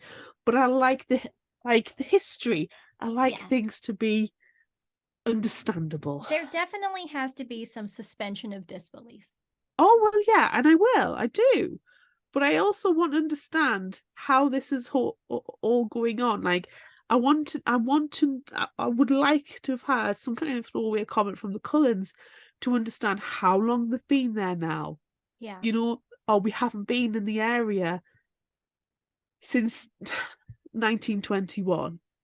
You know, I want that. It doesn't take a lot Well, to add in those little tidbits. there was a line in Twilight the movie where Jacob says that like he's talking about the Cullens being in the area and how they, they're not welcome there, whatever. And Bella's like, well, the Cullens just moved here. And he says, or did they just move back? So there is the idea that they have not been in the area for long. Yeah. But I don't want to take the movie as canon. That's the thing. Anywho, that's my blonde moment for the week. Yes. Shall we move on? Sure. To what? Favorite character? Jasper. Yes. Jasper 100% is my favorite character in this one. Completely agree. Yeah. Although, if we have to talk about the movie a little bit in this case, Jasper, it is discovered that Jasper is from Texas in this book. And so in the movies, he suddenly has a very southern accent in this one. Yes, ma'am. Yeah. Like, dude, you live all over the place for several decades. You can lose your twang a little bit. It's okay. So anyway, that's something that always kind of bothered me. That like, oh, he's all of a sudden Southern now. To be fair to Jasper in the movies, he barely spoke in the first two. I know. He just kind of stood there with his eyes really wide, looking like he needed to poo. Yeah. And then all of a sudden he's like, I've got lines. Got a whole story. I do like the scene in the movie, which is, it's less fun because in the book, Jasper and Emmett are taking bets to Bella's first year as a vampire in the kills. Yeah. But in the movie, it's just Emmett. He's like, what happened? She's like, punched a werewolf in the face. He's like, yeah. Yeah. Right. So you know for a fact that when she gets turned into a vampire, the first thing Emmett's going to be like, wrestle me. Yeah. I liked that scene in the movie where he's like, oh, did you walk and chew gum again at the same time? And she's like, no. Punch a werewolf in the face. But still, it's like, oh, yeah. Badass. You know Emmett loves Bella. Yeah. He loves the fact that she's just falling over all over the place. That she's complete klutz. Yeah. I really like how much Emmett likes Bella. Emmett's a simple guy. If you're a jerk face, he'll not like you. You've got to give. I think with Emmett, you've got to give him a reason not to like you. Yeah, I think so too. So I guess probably Jasper and Emmett are my favorites in this one. Yeah. Yeah. Do you remember any surprises? Yeah, I was about to ask you the same thing. I had completely forgotten that Edwards broke his resolve and was like, yeah, let's have sex in the sleeveless white unbuttoned button-down shirt meadow.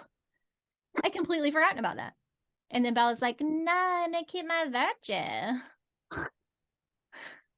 I had completely forgotten all about that.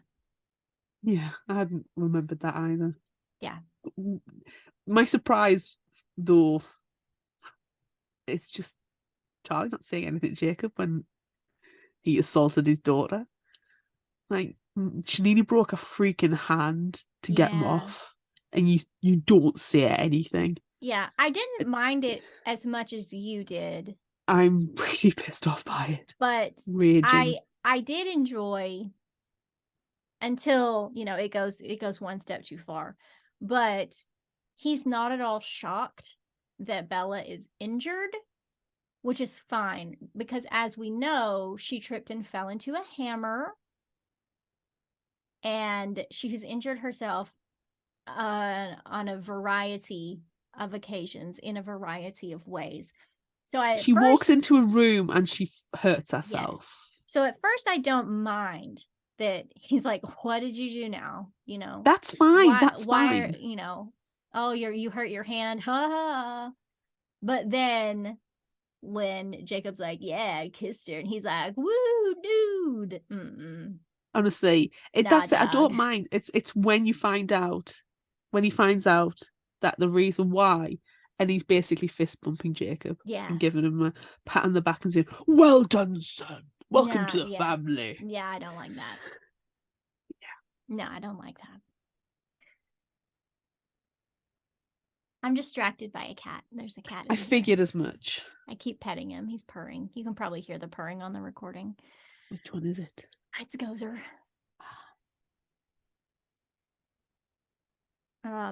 Is it time? Is it time for Would You Rather now? It's time. I think it's definitely time. Pew, pew, pew, pew, pew, pew, pew. Okay, so we asked on social media, would you place a bet on Edward or Jacob in a fist fight? I like that it's not but it's a very good question. Well, on Facebook, 56% said Edward. On Instagram, 56% said Jacob. On Twitter, 67% said Edward. And on TikTok, 63% said Edward. So Edward's winning. Edward is winning. And let's get to the comments. Katrina on Facebook said, I'm Team Jacob all the way, so I'm obviously going to back him in a fight.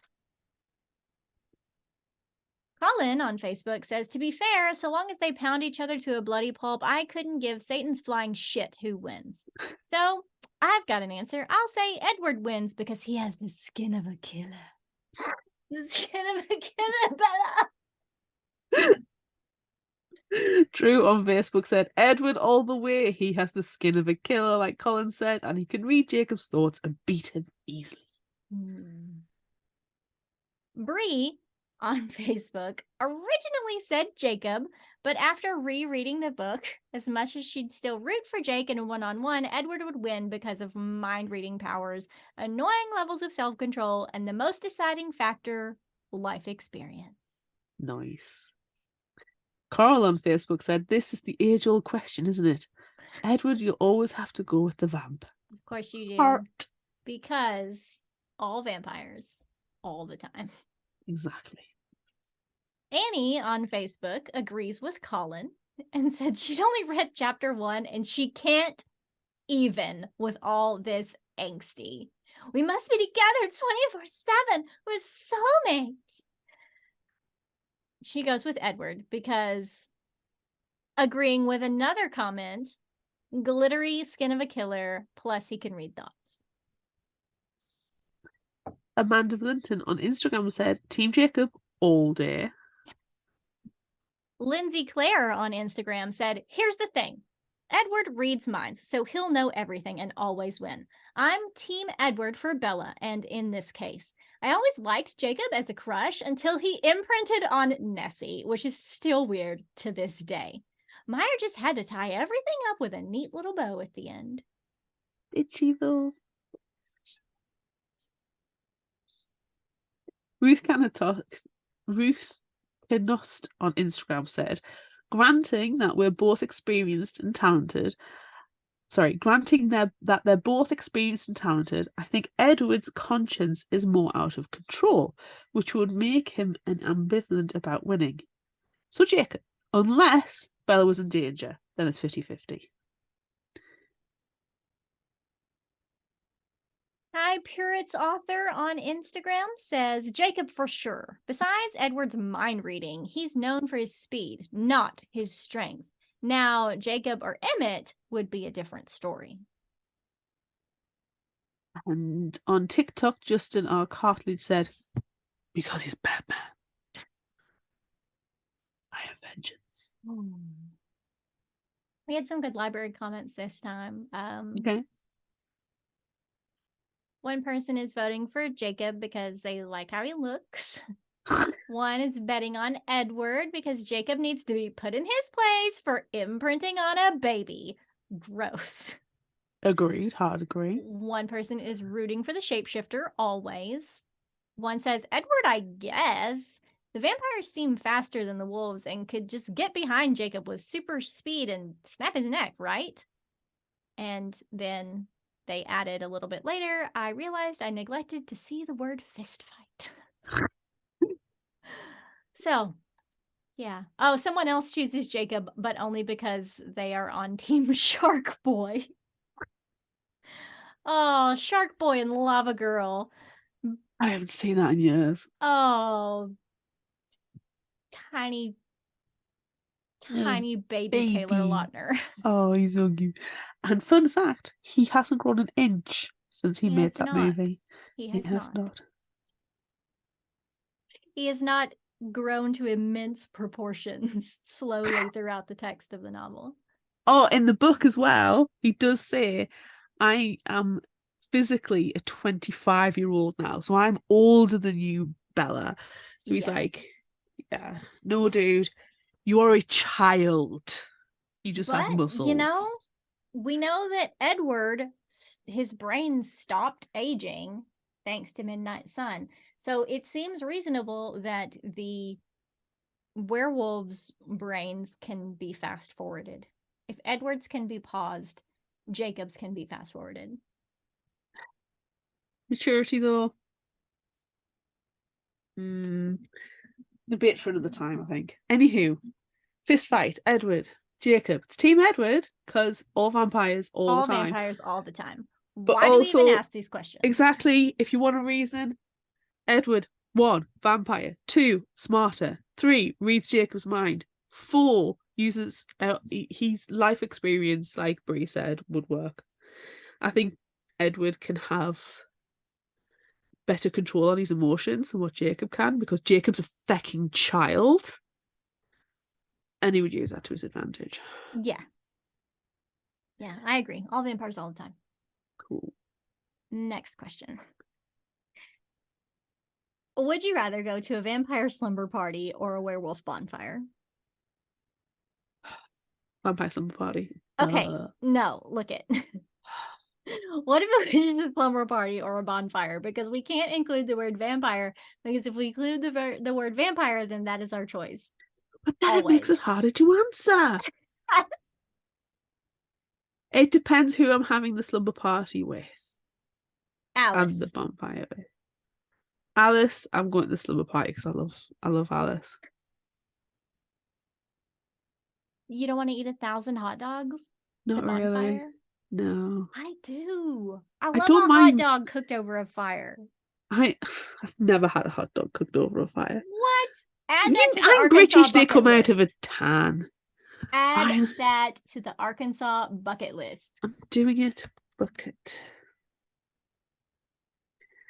What if it was a eat a hot dog cooked over a fire?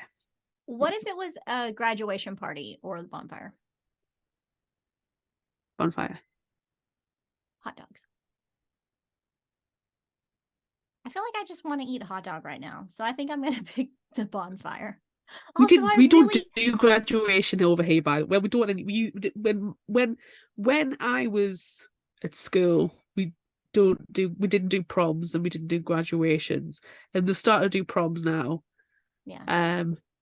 And they do graduations from nursery, like kindergarten, which is just weird because you can't graduate from that. You just I know. go I on. hate that. I hate that so much. So I don't think it's cute. weird. I don't think it's precious. I think it's fucking stupid.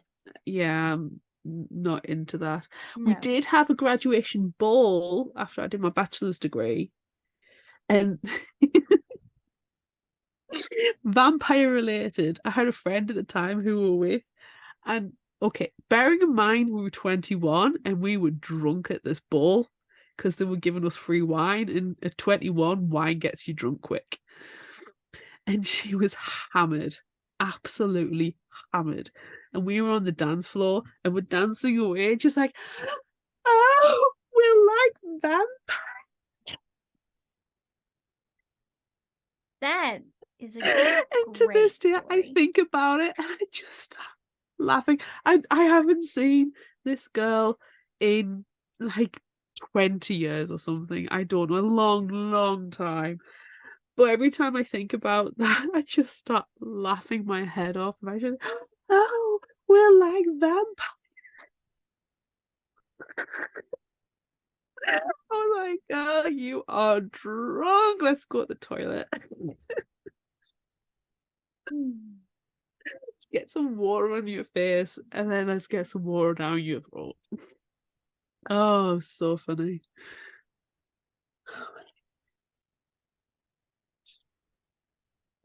Sorry.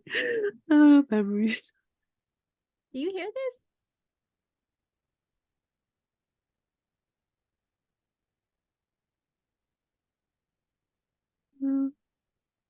Oh, right there. There's literally a kitty right there. So we have too many questions, by the way, PS. All right, yeah. I Just so can you're count. aware. Oh, do I get to pick one?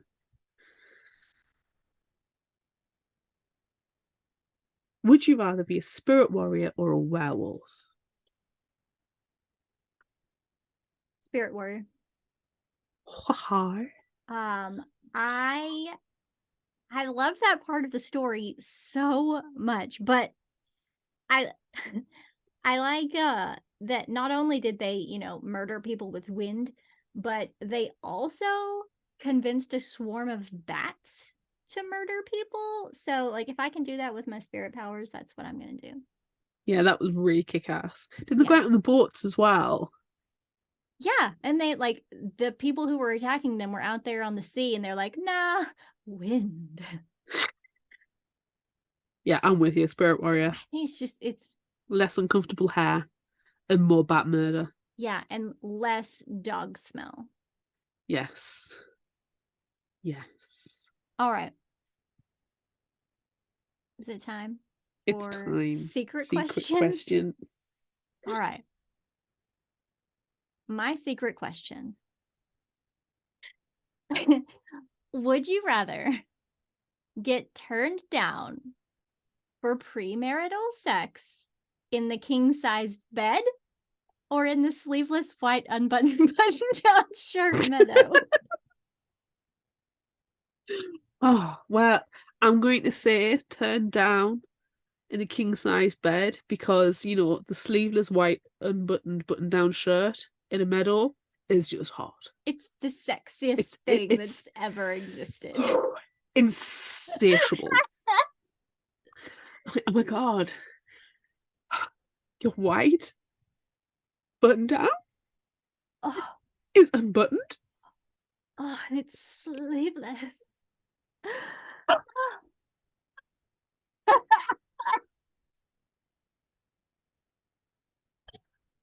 And we're in a meadow. Who says dreams can't come true?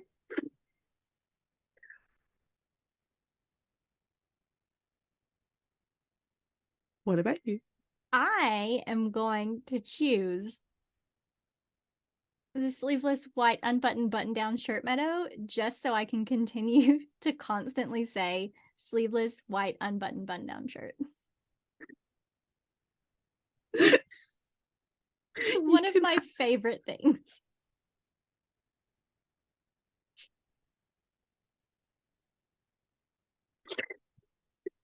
That's the only reason why I'm choosing it. To say sleeveless white unbuttoned button-down shirt. We've never said you have to have a sensible reason for picking anything. No.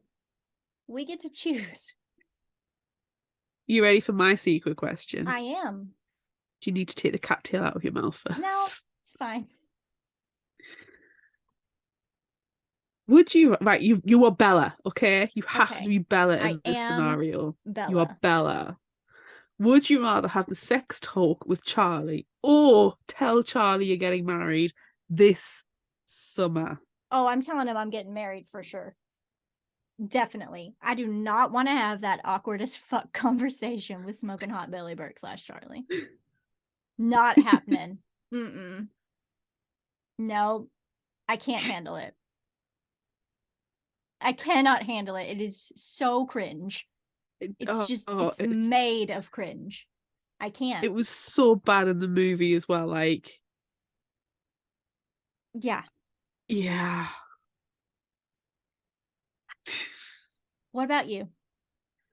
I do not want to have the sex talk with Smoking Hot Buddy Berg / Charlie. No. Nobody wants to do that. What I think is I'll have the plan with Edward. He'd be like, right, we're gonna go to the house. We're gonna get my dad outside onto the porch. Mm-hmm. We're gonna tell him, and then you're gonna scoop me up and just run. Yeah. You gotta have that escape plan in place. Yes. Yeah. You got to make that plan. Yeah. For sure. Yeah. Because the sex talk was so cringe.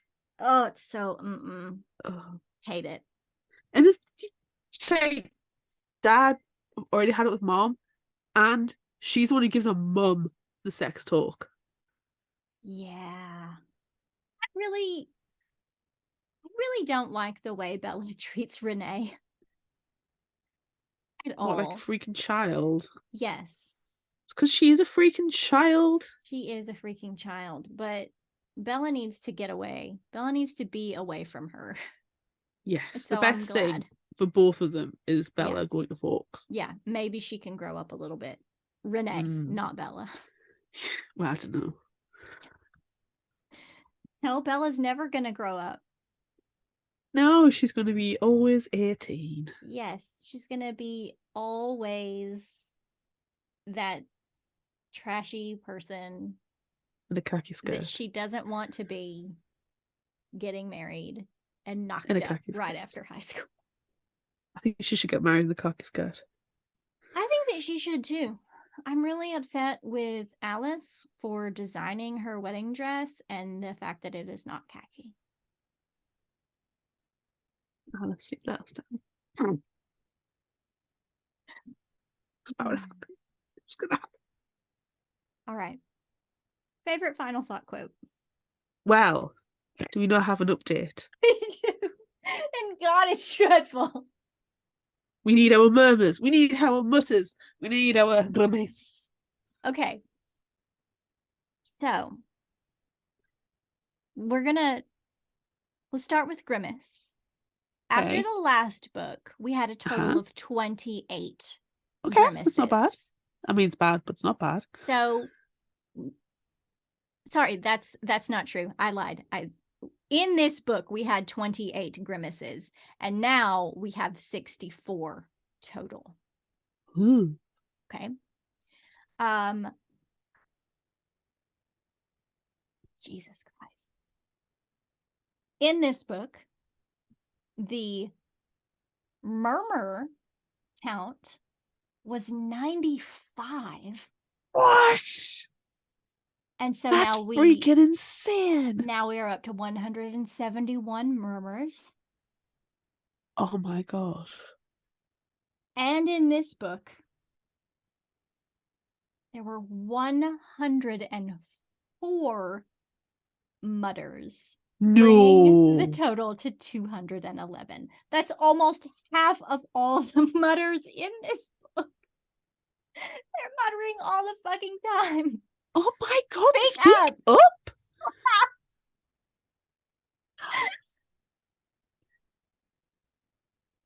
Oh. All that is unholy. Speak up. Oh, yep.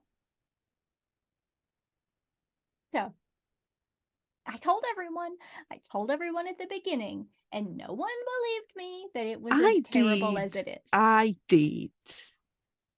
But I think it is actually worse than we could conceive. Yeah. Okay.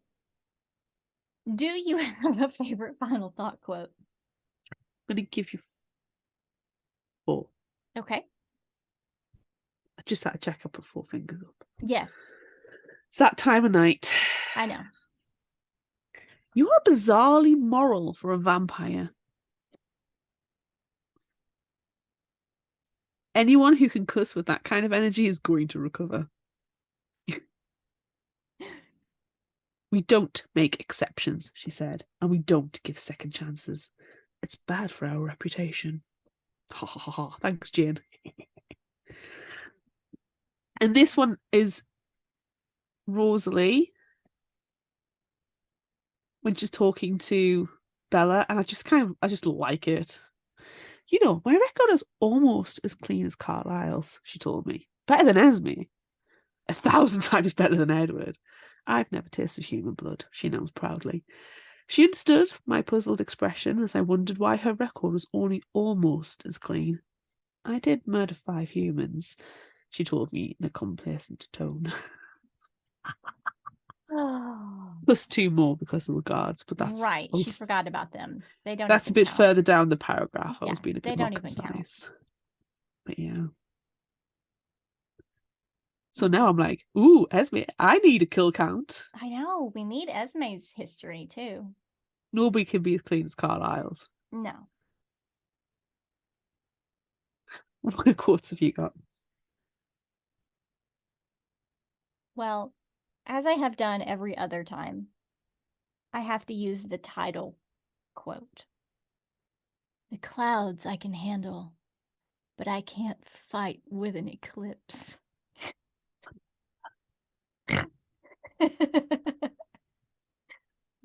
You know, sometimes when we're recording, like, you know, obviously we record late at night for me and at a meal time for you. So it's not, Yes. you know, optimal energy times. No. And sometimes you just feel like your brain's just firing crazy pills. I honestly, I'm starting to be like, is it me or is it the writing? The writing. It's the writing. Listen to this one. I don't care who's a vampire and who's a werewolf. That's irrelevant. You are Jacob, and he is Edward, and I am Bella. Like, no fucking shit. I hate it. Tree. Bench. I hate it so much. Oh, son. Okay. Oh. Let's see. I think we have to say a vampire slumber party is the pinnacle of safety-conscious behavior. We also have to say I punched a werewolf in the face. And then finally, because also I always make fun of this as well, don't worry about the bloodsucker, Jacob suggested, and his tone was smug. He's just jealous. Of course I am. Edward's voice was velvet again, under control, a musical murmur in the darkness. Damn, that was a twofer. I know. Remember in the last one, I just referred to him as Velvet the whole time. Velvet voice. The angry Velvet. Dang it.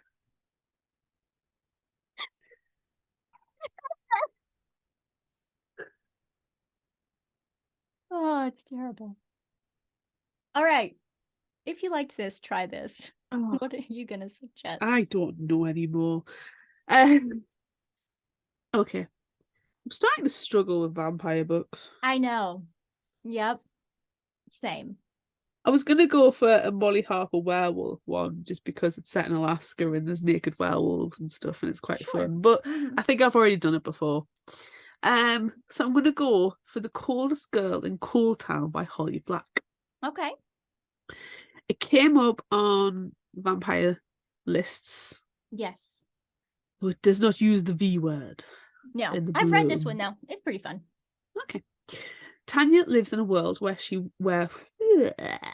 Tanya lives in a world where walled cities called coal towns exist. In them, quarantine monsters and humans mingle in a decadently bloody mix of predator and prey. The only problem is, once you pass through Coal Town's gates, you can never leave. One morning, after a perfectly ordinary party, Tanya wakes up surrounded by corpses. We've all been there. The only other survivors of this massacre are her exasperatingly endearing ex-boyfriend, infected and on the edge, and a mysterious boy burdened with a terrible secret. Shaken and determined, Tanya enters a race against the clock to save the 3 of them, the only way she knows how, by going straight to the wicked opulent heart of Cooltown itself. The coldest girl in Cooltown is a wholly original story of rage and revenge, of guilt and horror and love and loathing from best-selling acclaimed author Holly Black. Sounded quite interesting. Yeah. It sounds like it's a one-book deal as well, which is intriguing. Yes, we love a singular vampire book. Yes. What have you got? Mine's not a singular vampire book. And like you said, No! I'm struggling to find vampire recommendations, but I discovered this one today, scouring the internet. It's called Vampire Beach. That's the series. And then the first book is called Bloodlust. Yes, I have read the blurb for this before, yes. Yes, it's by Alex Duvall. Jason Freeman is stoked when his family relocates to exclusive De Vere Heights, Malibu. The in crowd at his posh new high school is surprisingly friendly. Soon, Jason's hitting all the best parties. He even meets the token hot but unattainable girl, and this is my hashtag tenuous link, the party. Determined to enjoy his almost postcard perfect new life, Jason tries hard to ignore the many strange things going down in De Vere Heights. But then a girl washes up dead the morning after one off the hook party, and with no explanation but a suspicious looking bite mark. Now, Jason has to admit that what you don't want to know can hurt you. Ooh. There's just dangerous parties all over the place. It sounds ridiculous, but like in a fun way. Yes, a lot of the reviews that I read of this one are like, it's a totally fun beach read. It's exactly what it says. Like, it's just light and fluffy, but also vampires and murder. Yes. There is no messing about. It knows exactly but there's what it wants to be. 5 or 6 of them.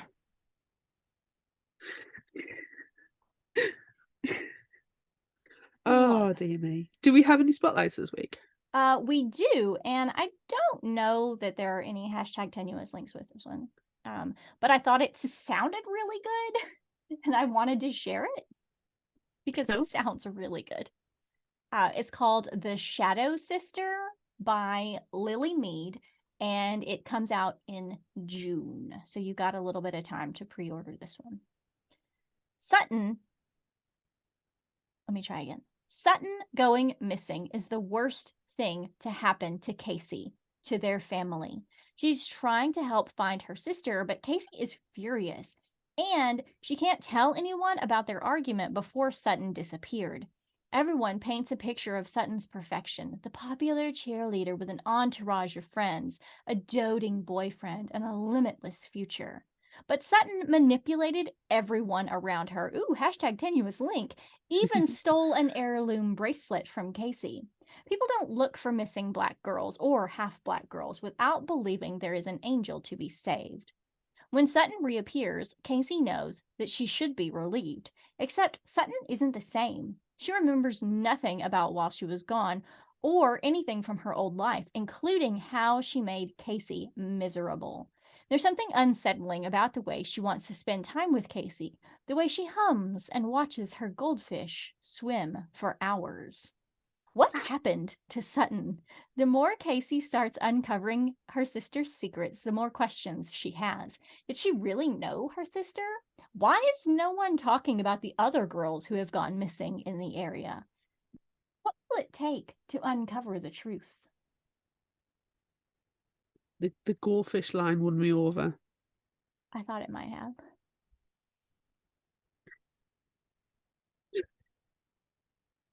Minus the goldfish line, which seems out of place, so I hope that it's really actually very important to the story. It sounds really, really good. Oh, it does. It really does. It sounds really good, but the goldfish hooked me. I hope. But I hope that it's really important. It better be. I hope that it is. It might be an actual goldfish as well. Yeah. I hope that wasn't just a throwaway line. Okay. Reeling it in. Toss it back. That's it for this episode of Fictional Hangover. For the love of fuck, we have to stop with fish puns. I'm Amanda. And I'm Claire. Join us next time as we start a new monthly theme. Ooh. Cheesy horror month. Yes. Howling like bonkers.